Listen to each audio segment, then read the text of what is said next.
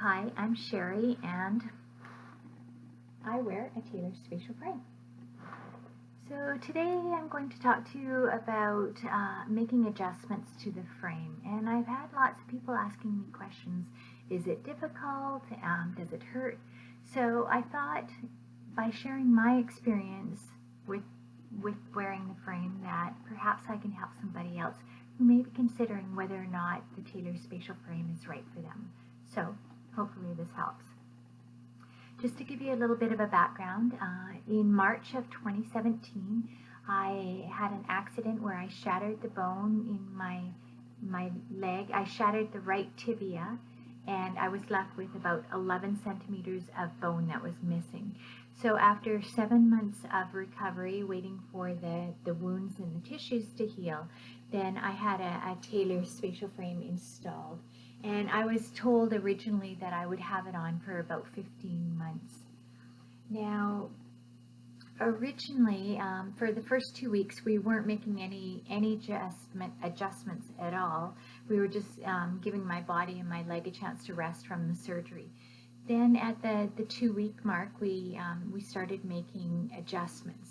Now, in my case, my frame is, let's see, just get a pillow under here. In my case, I have 3 rings on my frame, and the top and the bottom rings are stationary, and the center one moves. We make adjustments to these struts. I have 2 sets of struts. I have lower ones, and then I have upper ones. And we would make adjustments to each of the struts on a daily basis, and not every strut would be adjusted every day, but some of them would and sometimes they wouldn't.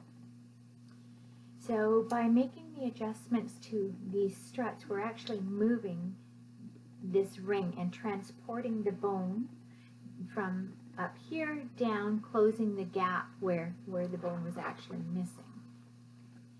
So to make the adjustments, you're given a set of prescription formulas. And so in my case, I have a set of prescriptions for the lower ones and for the upper ones. So in this case, it's this is the upper and this is the lower ones. Now this is what a prescription formula looks like. Now there's multiple columns. Now the first one indicates the date. The second one is the day of the week. The third column represents the day, the number of days you are into the adjustment period. And then across the top we have the struts. They're listed and they're numbered and they're color coded, so there's no chance of making a mistake. And so each day you go across and you determine what position each of the struts should be in. So you just go by, day by day. I would just mark them off as I was, each time I would make an adjustment, so I was sure of exactly where I was on the chart. Now, these color-coded sections represent when a strut needs to be changed out for a different size. Now that's usually done at the hospital by the surgeons. In my case, it was done in the hospital clinic. It only takes a few minutes for the surgeon to swap out the struts. It doesn't hurt at all, and there's no need for any anesthetic or pain meds. So that part is pretty easy.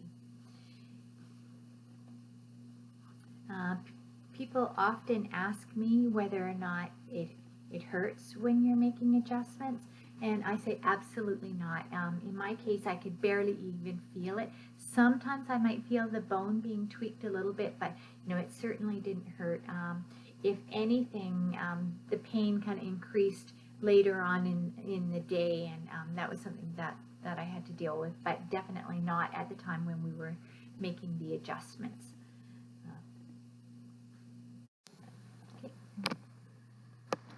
Hi, this is my husband Louis, and he has been the one making all the adjustments to my frame. So we're going to just talk to him and ask him exactly how he made the adjustments. So Louis, when you first started making the adjustments, were you nervous or were you concerned at all about doing the adjustments? No, actually, making adjustments to the Taylor Spatial Frame is relatively easy. My biggest concern was simply to ensure that the prescribed adjustments by the medical team were being executed accurately. But like I say, it's relatively easy to do, and therefore I did not have many concerns or any concerns. Making adjustments to the Taylor Spatial Frame is a question of simply understanding what the frame is all about. As you can see, the Taylor Spatial Frame, ours, has three components: an upper ring, a lower ring, and a center ring. The center ring is actually, through this mechanism, is actually being moved, in our case, downwards to ensure that we're lengthening the bone, and therefore promoting the growth. But in addition to that, it can either be moved towards the right or towards the left. So not only are we lengthening the bone, but we are actually aligning the foot to ensure that there's a proper gait that is in place when the Taylor frame comes off. The frame itself has a series of components. Most importantly is the strut, and it's really the strut that we'll be talking about today. As you can see, there's a series of grade values. In our case, ours will go from 195 all the way to 310, and as you can see that the grades themselves are actually very small, very small. And the biggest challenge of all, in my opinion, is ensuring that we are adjusting to the proper grade value. What I found to ensure that we are moving to the right is I use a business card, which I then move according to the appropriate value. The strut itself consists of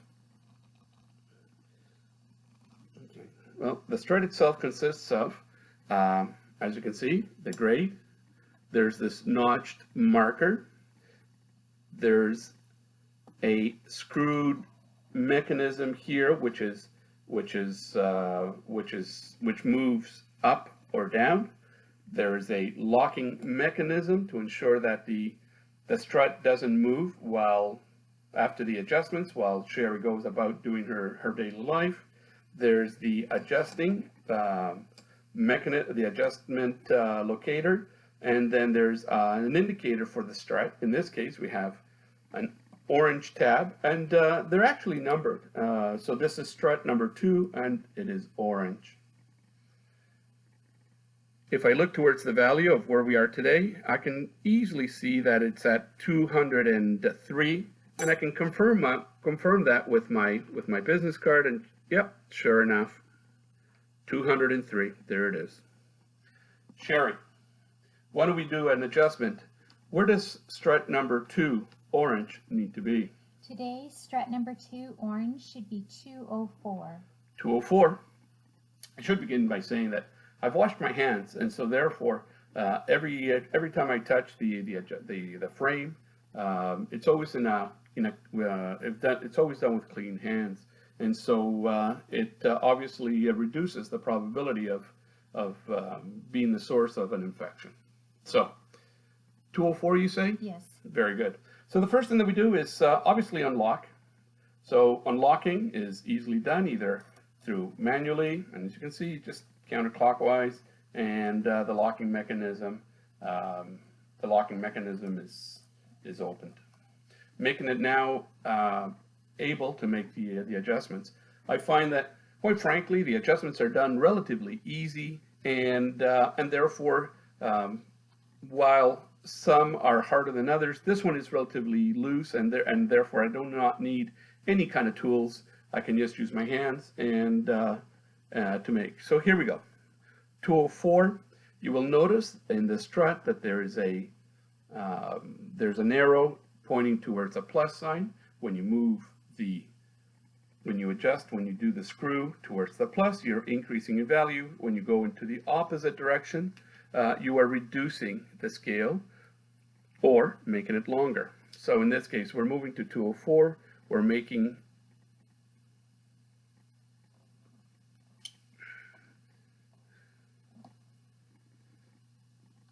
this stretch shorter.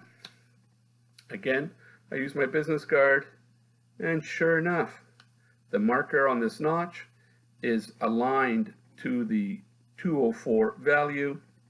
I'm confident that this strut has now been properly adjusted to the prescribed level, and so I will now go to lock it. I hold the whole thing together so that as I lock it, I don't inadvertently change the prescribed value. Definitely, we will find that these struts are not, as you can see, this one is, you can't even move it. So the medical team has provided us with a couple of wrenches, as you see here. So in order to make the adjustment, the similar adjustment, I anchor it at the bottom. Kevin unlocked it. I can now make adjustments by moving this second wrench. So Sherry, we're looking at strut number 3, yellow. Where should it be? Number 3, yellow, today is 201. So this strut is currently at 200, and it needs to move up 1 notch. So again, I will move it. I will make adjustments.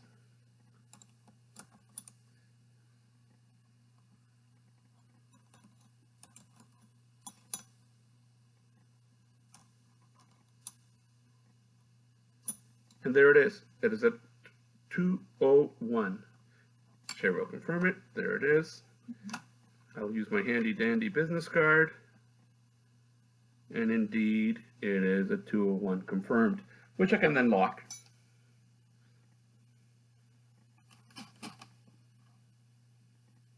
And there you are. The adjustments to the Taylor Spatial Frame has been done using a manual and using the tools provided by the medical team. So in my case, we made the adjustments for approximately 6 months, and then we stopped for a month or 2, and after that we made a few more adjustments lasting for a couple weeks, and that was just to tweak the bone a bit and make sure that everything was perfect. So the remainder of time in the frame, there were no adjustments being made, and that was just allowing the bone to get stronger and to solidify. So yeah, so that's it as far as making adjustments go. Now people have often asked me whether or not it's been worth it wearing the Taylor Spatial Frame, knowing how much pain and discomfort I went through, and I would have to say absolutely yes. Knowing that my body is healing itself with the aid of the Taylor Spatial Frame, and that my body is regenerating bone on its own, that has been really important to me. And also the fact that at the end of this process, I'm really hopeful that I don't have to have any hardware inside my leg. That has been a big factor in me considering this frame. So if I was faced with a situation and of wearing this again, I would choose it again without hesitation. So hopefully this information has been helpful to you if you're one of those people who are considering wearing a Taylor Spatial Frame. Hopefully this just helps you make that decision whether or not the frame is right for you. So I'm going to sign off, but before I do, I just want to tell you that to be on the lookout for my next video. I'm going to talk about clothing modifications I've had to make and covers I've had made for the frame. So if this is something that you think may be of interest to you, then watch out for my next video. Hopefully I'll be posting it soon. And on that note, I'm going to sign off and say thanks for watching, and we'll see you next time.